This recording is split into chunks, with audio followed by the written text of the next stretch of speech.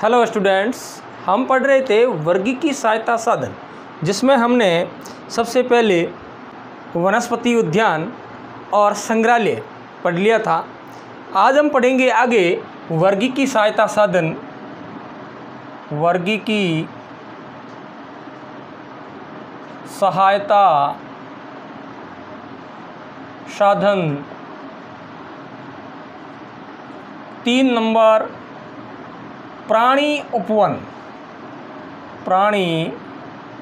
उपवन या चिड़ियाघर।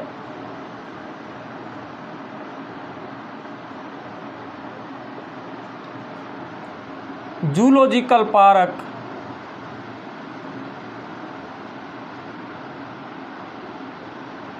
या जू क्या होता है, देखिए। ऐसे स्थान जहां पर विभिन्न आवासों के प्राणियों को जीवित रूप में रखा जाता है, ऐसे स्थानों को चिड़ियाघर या प्राणी उपवन कहते हैं। यानी कि विभिन्न आवासों के प्राणियों को यानी एक स्थान पर रखा जाता है और वो स्थान क्या कहलाता है? वो स्थान चिड़ियाघर या प्राणी उपवन कहलाता है। प्राणी उपवन के द्वारा विभिन्न आवास के जंतुओं की भोजन प्रवृत्ति और उनके व्यवहार का पता लगाया जाता है। ठीक है, यानी कि हम ये कह सकते हैं कि विभिन्न आवासों के प्राणियों को जब एक स्थान पर रखा जाता है तो वहाँ पर उनकी भोजन प्रवृत्ति और उनके व्यवहार का अध्ययन किया जाता है। किसके अंदर? चिड़ियाघर के अंदर, यानी कि प्राणी उपवन के अंदर। प्राणी उपवन के अंदर विभिन्न प्रकार के विभिन्न आवासों के जो प्राणी रखे जाते हैं उनको अपने प्राकृतिक आवास की परिस्थितियों के अनुसार रखने का प्रयास किया जाता है। प्राणी उपवन जीवों के संरक्षण की बाह्य स्थानीय विधि है, यानी कि जीवों के संरक्षण की बाह्य स्थानीय विधि है। ऐसे जीव जो अपने प्राकृतिक आवास में संकटकालीन स्थिति के अंदर हैं, यानी कि विलुप्त होने के कगार पर हैं, उन जीवों को वहाँ से प्राकृतिक आवास से उठाकर चिड़ियाघर में रखा जाता है, प्राणी उपवन में रखा जाता है और उनका वहाँ पर संरक्षण किया जाता है। ठीक है ना?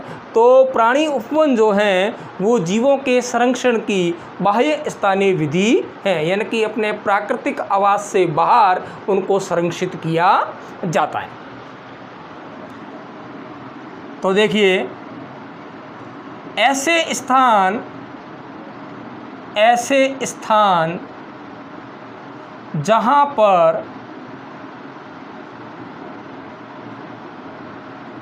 विभिन्न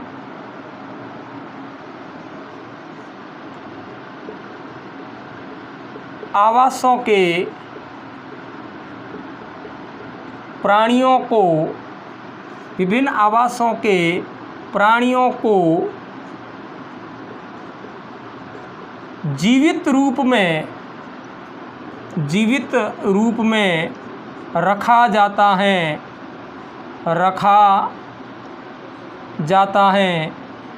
उन्हें क्या कहते हैं? उन्हें प्राणी उपवन कहते हैं। यानी कि ऐसे स्थानों को प्राणी उपवन कहते हैं। ऐसे स्थानों को क्या कहते हैं? प्राणी उपवन कहते हैं। प्राणी उपवन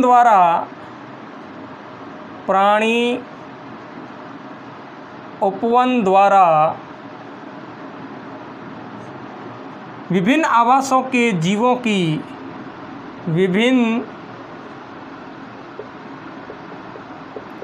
आवासों के प्राणियों की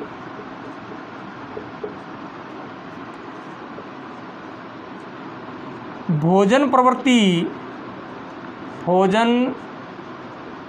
प्रवृत्ति व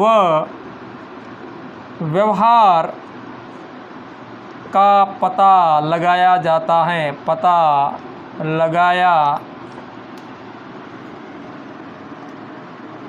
है। प्राणी उपवन में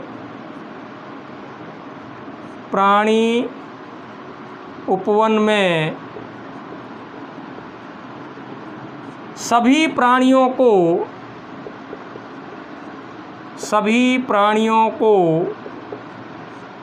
अपने प्राकृतिक आवासों की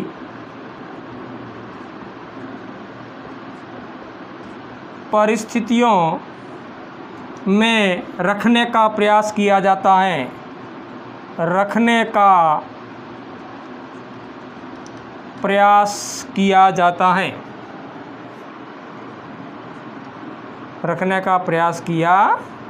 है। यानी कि जिस प्राकृतिक आवास के अंदर रहता है वैसी प्राकृतिक परिस्थितियां जो हैं, वैसी प्राकृतिक आवास की परिस्थितियां हैं वो प्राणी उपवन में बनाई जाती हैं, ताकि वो प्राणी जो हैं वो प्राणी उपवन में आराम से रह सके, यानी कि सही ढंग से अपना जीवन यापन कर सके। तो इस प्रकार की व्यवस्था जो है वो कहाँ पर की जाती है? वो प्राणी उपवन में की जाती है। प्राणी उपवन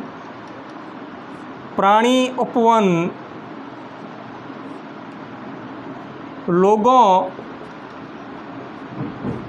व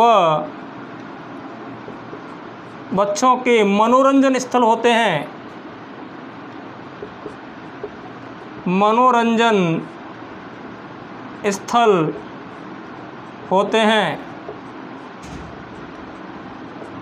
ठीक है।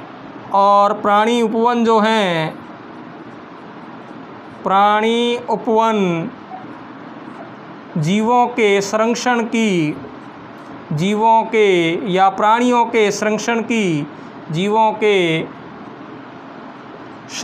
की बाह्य स्थानीय विधि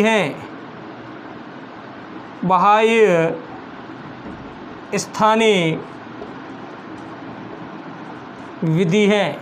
ये एक संरक्षण की बाह्य स्थानीय विधि है। अब 4 नंबर, वर्गीकी कुंजी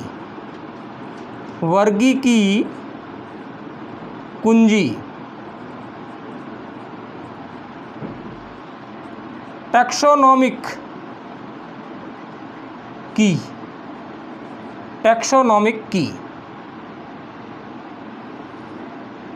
क्या होती है? वर्गीकी कुंजी ऐसा मुद्रित विवरण जिसमें लक्षणों की समानता व असमानता के आधार पर जीवों की पहचान व वर्गीकरण किया जाता है, इसे वर्गीकी कुंजी कहते हैं। यानी कि इस प्रकार का मुद्रित विवरण और जिसमें लक्षणों की समानता और असमानता के आधार पर जीवों की पहचान की जाती है और जीवों का वर्गीकरण किया जाता है, इस मुद्रण को क्या कहते हैं? इस मुद्रण को वर्गीकी कुंजी कहा जाता है। ऐसा मुद्रित विवरण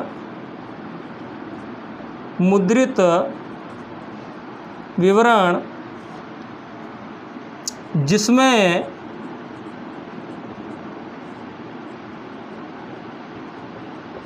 लक्षणों की समानता व असमानता के आधार पर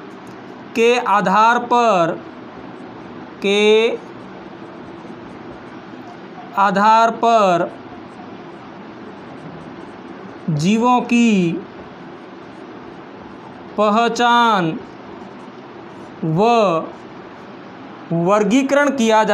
व वर्गीकरण किया जाता है।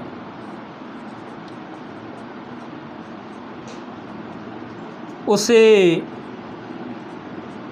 वर्गीकी कुंजी कहते हैं। उसे वर्गीकी कुंजी कहते हैं। उसे क्या कहते हैं? उसे वर्गीकी कुंजी कहा जाता है। वर्गीकी कुंजी में लक्षण युग्म यानी कि जोड़े के अंदर होते हैं और विपर्यासी होते हैं, यानी कि एक दूसरे के विपरीत होते हैं। कुंजी के अंदर जो लक्षण पाए जाते हैं वो लक्षण जोड़े के अंदर होते हैं और वे लक्षण विपर्यासी होते हैं। यानी कि दोनों लक्षण जो युग्म के अंदर होते हैं वो दोनों लक्षण कैसे होते हैं? उल्टे होते हैं, यानी कि विपर्यासी होते हैं, एक दूसरे के विपरीत होते हैं। कुंजी में लक्षण युग्म यानी जोड़ा, युग्म में वह विपर्यासी होते हैं, वह विपर्यासी होते हैं। कुंजी का प्रत्येक लक्षण वर्गीकरण के मार्गदर्शन का कार्य करता है। कुंजी का प्रत्येक लक्षण वर्गीकरण के मार्गदर्शक का कार्य करता है, यानी कि वर्गीकरण में सहायक होता है।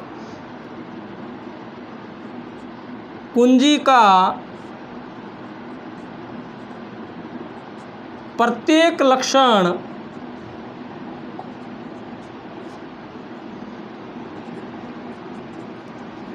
वर्गीकरण के मार्गदर्शक का कार्य करता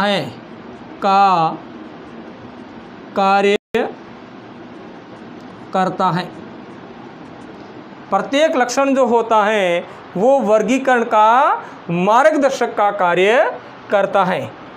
और कुंजी के अंदर जो लक्षण होते हैं, जो कुंजी जो होती हैं वो एक समय के अंदर एक ही लक्षण का चयन करती हैं और अन्य लक्षणों को अमान्य करती है। कुंजी जो होती हैं वो एक समय के अंदर एक ही लक्षण को मान्य करती हैं और अन्य लक्षणों को क्या करती हैं? अमान्य करती हैं। कुंजी एक समय में एक लक्षण का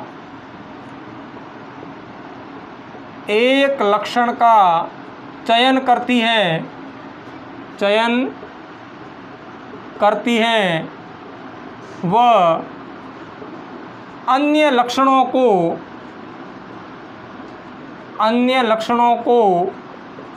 अमान्य करती हैं। विभिन्न वर्गकों जैसे जाति, वंश, कुल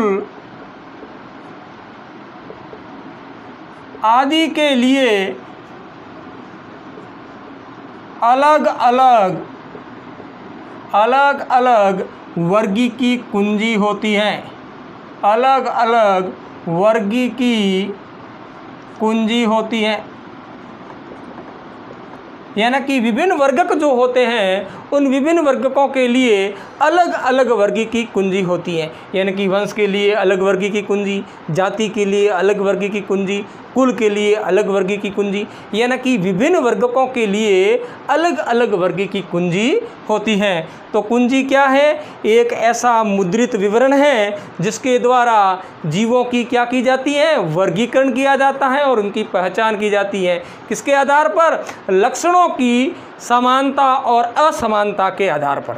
लक्षणों की समानता और असमानता के आधार पर, यानी कि कुंजी के अंदर इस प्रकार के लक्षण लिखे होते हैं जिस लक्षणों के द्वारा लक्षणों की समानता और असमानता के आधार पर किसके जीवों का क्या किया जाता है? वर्गीकरण और जीवों की पहचान की जाती है। वो क्या कहलाती है? वर्गी की कुंजी कहलाती है। ठीक है ना। अब हम पढ़ेंगे 5 नंबर, पादप संग्रहालय हर्बेरियम। 5 नंबर वर्गी की सहायता साधन पादप संग्रहालय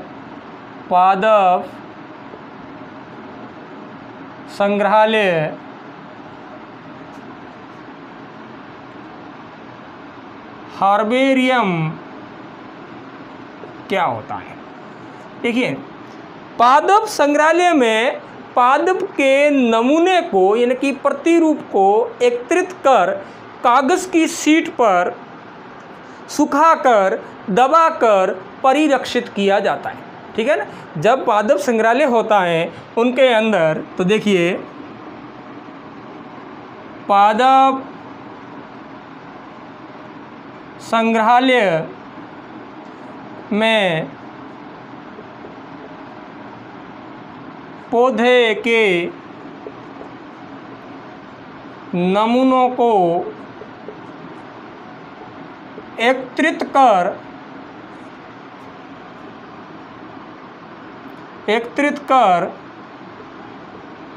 कागज़ की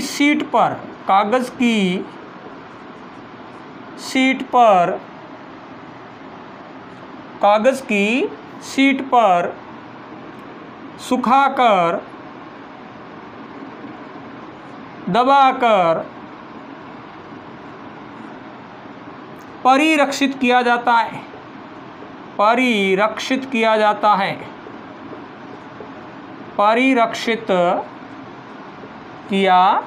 जाता है।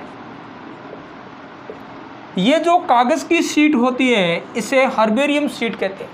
कागज़ की शीट जो होती है इसे क्या कहते हैं? हर्बेरियम शीट कहते हैं।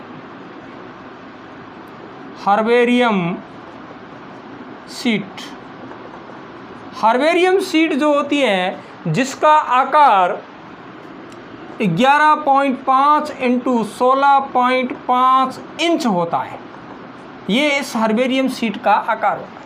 ठीक है ना। देखिए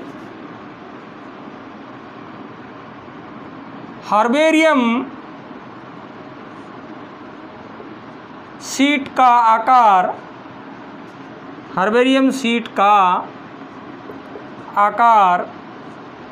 11.5 इंटू 16.5 इंच होता है। ठीक है ना।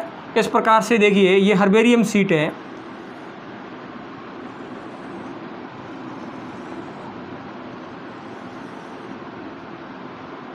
ये 11.5 इंच और ये हो गए 16.5 इंच। ठीक है। इस हर्बेरियम शीट पर पादप प्रतिरूप जो होता है, पादप का जो नमूना होता है, उसको सुखाकर इस हर्बेरियम शीट पर चिपकाया जाता है। इस हर्बेरियम शीट पर क्या किया जाता है? चिपकाया जाता है। और इस हर्बेरियम शीट के नीचे की ओर दाहिने कोने में एक लेबल लगा रहता है, यानी कि दाहिने कोने के अंदर एक लेबल लगा रहता है। इस लेबल का आकार जो होता है वो 3 इंटू 5 इंच होता है। 3 और ये 5। ठीक है। 3 इंटू 5 इंच होता है। ये लेबल लगा रहता है हर्बेरियम शीट के नीचे की ओर दाहिने कोने में। इस लेबल पर चिपकाए गए जो प्रतिरूप होता है उस प्रतिरूप के संबंधित विवरण इस लेबल पर लिखा जाता है। ठीक है ना। यानी कि पादप प्रतिरूप के संबंधित विवरण जो होता है वो इस लेबल पर लिखा जाता है। तो हर्बेरियम शीट क्या है? हर्बेरियम शीट एक कागज़ की शीट होती है और इस शीट पर पादप का जो प्रतिरूप होता है उस प्रतिरूप को सुखाकर इस हर्बेरियम शीट पर चिपकाया जाता है। ठीक है। और इस हर्बेरियम शीट के नीचे की ओर दाहिने कोने में एक लेबल लगा रहता है और इस लेबल पर इस प्रतिरूप से संबंधित विवरण लिखा जाता है। प्रतिरूप से संबंधित विवरण लिखा जाता है। क्या विवरण होता है वो देखिए।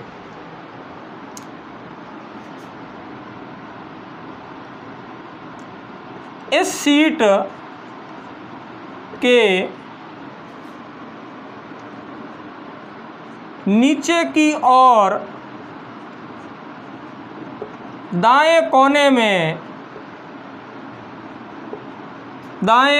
में एक लेबल लगाया जाता है। लेबल लगाया जाता है जिसका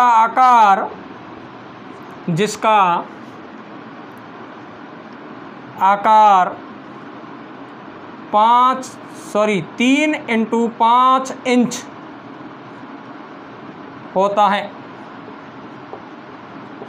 जिसका आकार 3 × 5 इंच होता है। इस लेबल पर पादप प्रतिरूप से संबंधित विवरण लिखा जाता है। सबसे पहले ये जो हर्बेरियम शीट होती है जिस संग्रहालय में रखी जाती है उस संग्रहालय का नाम सबसे ऊपर लिखा जाता है। सबसे ऊपर उस संग्रहालय का नाम लिखा जाता है, उस पादप संग्रहालय का नाम लिखा जाता है जिस पादप संग्रहालय के अंदर यह हर्बेरियम शीट रखी होती है।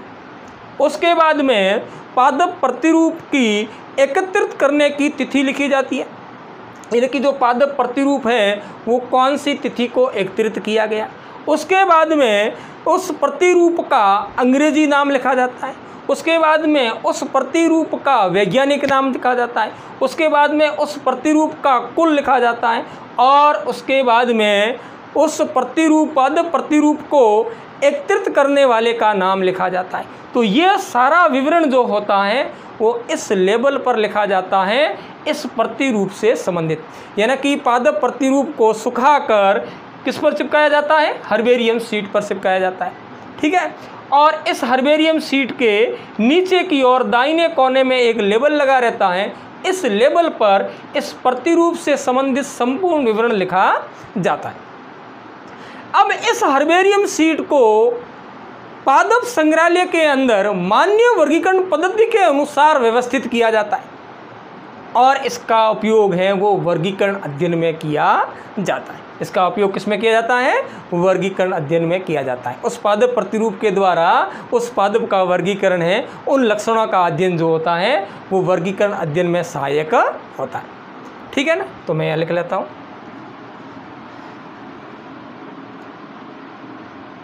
इस लेबल पर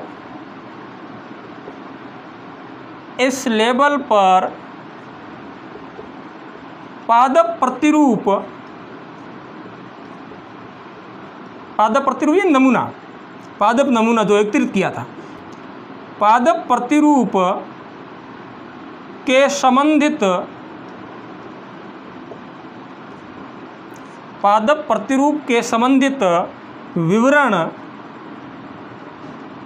लिखा जाता है। विवरण लिखा जाता है जो निम्न प्रकार से हैं, जो निम्न प्रकार से होता है। नंबर 1, सबसे ऊपर पादप संग्रहालय का नाम। ठीक है, उसके बाद में पादप प्रतिरूप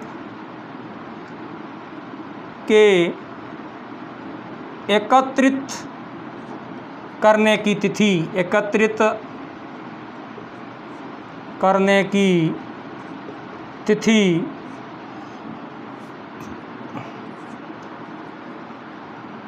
पादप प्रतिरूप का अंग्रेजी नाम,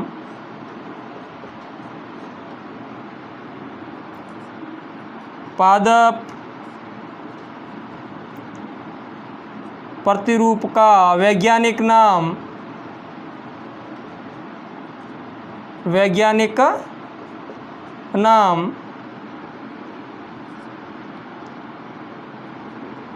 पादप प्रतिरूप का कुल नाम और पादप प्रतिरूप एकत्रित करने वाले का नाम, एकत्रित करने वाले का नाम। ठीक है, तो इस प्रकार से क्या तैयार हो जाती है, हर्बेरियम शीट तैयार हो जाती है। अब इस हर्बेरियम सीट को कहाँ स्थापित किया जाता है? पादप संग्रहालय के अंदर। पादप संग्रहालय के अंदर मान्य वर्गीकरण पद्धति के अनुसार एक व्यवस्थित क्रम में इन्हें व्यवस्थित किया जाता है। इस हर्बेरियम सीट को पादप संग्रहालय में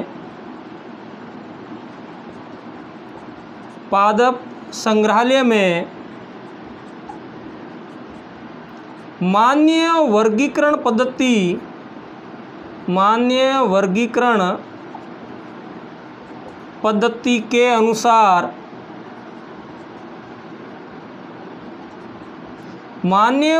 पद्धति के अनुसार व्यवस्थित किया जाता है।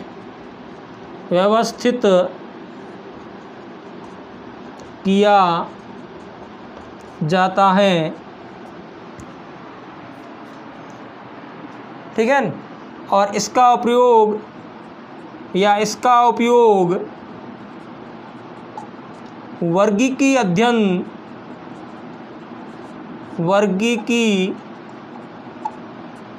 में किया जाता है।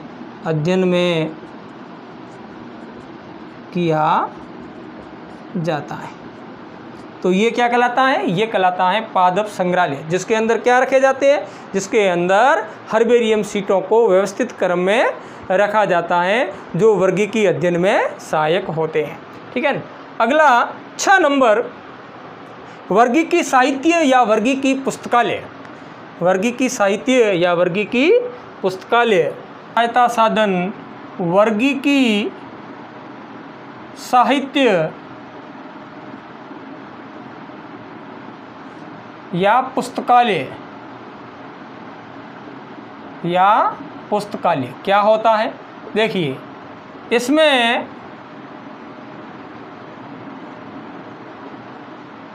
जीवों की पहचान व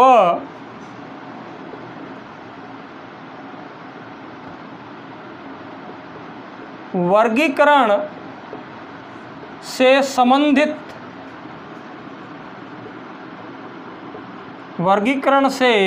संबंधित पुस्तकें होती हैं। यानी कि इसके अंदर क्या होता है? वर्गीकरण से संबंधित पुस्तकें जो होती हैं, तो जीवों की पहचान और जीवों के वर्गीकरण से संबंधित पुस्तकें जो होती हैं, वो किसके अंदर आती हैं? वर्गीकी पुस्तकालय के अंदर आती है। कौन कौन सी पुस्तकें होती हैं? इनमें सबसे पहली पुस्तक जो है, इसे बोलते हैं फ्लोरा। सबसे पहले पुस्तक कौन सी होती है? फ्लोरा। क्या होती है फ्लोरा? देखिए, ऐसी वर्गीकी पुस्तक जिसमें एक स्थान पर पाई जाने वाली संपूर्ण पादप जातियों का विवरण दिया हुआ होता है, उसे क्या कहते हैं? फ्लोरा कहते हैं। फ्लोरा के अंदर एक स्थान पर पाई जाने वाली संपूर्ण पादप जातियों का विवरण दिया होता है। एक ही स्थान पर जितनी भी पादप जातियां पाई जाती हैं, उन पादप जातियों का विवरण वो फ्लोरा के अंदर होता है। ठीक है ना। ऐसी वर्गीकी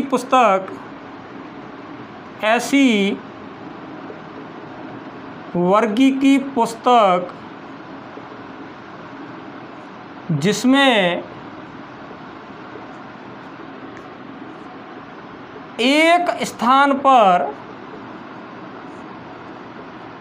पाई जाने वाली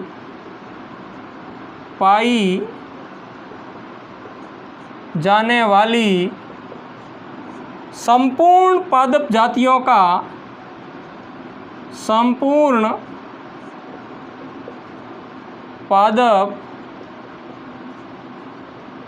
जातियों का विवरण दिया होता है,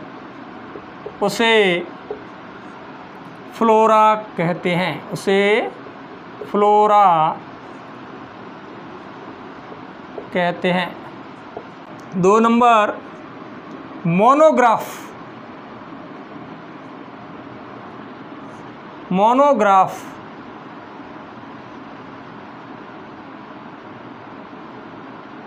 क्या होता है मोनोग्राफ?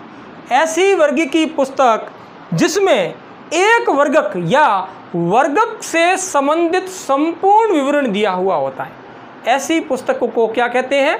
मोनोग्राफ कहते हैं। यानी कि या एक वर्गक या वर्गक के संबंधित संपूर्ण विवरण जो होता है जिस पुस्तक के अंदर होता है, उस वर्गीकी पुस्तक को मोनोग्राफ कहा जाता है। ऐसी वर्गीकी पुस्तक, ऐसी वर्गीकी पुस्तक जिसमें एक वर्गक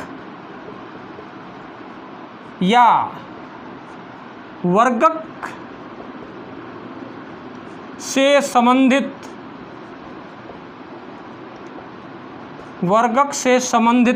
संपूर्ण विवरण दिया होता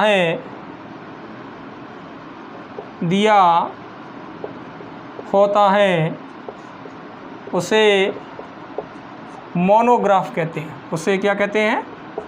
मोनोग्राफ कहते हैं।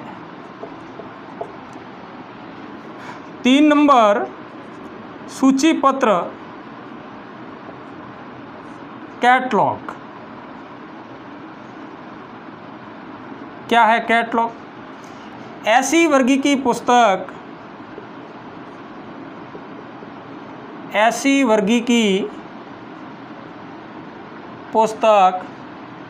जिसमें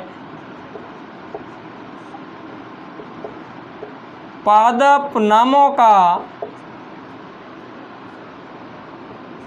विवरण दिया होता है, क्या कहलाती है? कैटलॉग कहलाती है। 4 नंबर, आइकॉन। ऐसी वर्गीकी पुस्तक जिसमें पादप भागों के हूबहू चित्र होते हैं, क्या कहलाती है? आइकॉन कहलाती है। ऐसी वर्गीकी पुस्तक जिसमें पादप भागों के हूबहू चित्र दिए होते हैं, हूबहू चित्र दिए होते हैं, वो क्या कहलाती है? वो आइकॉन कहलाती है।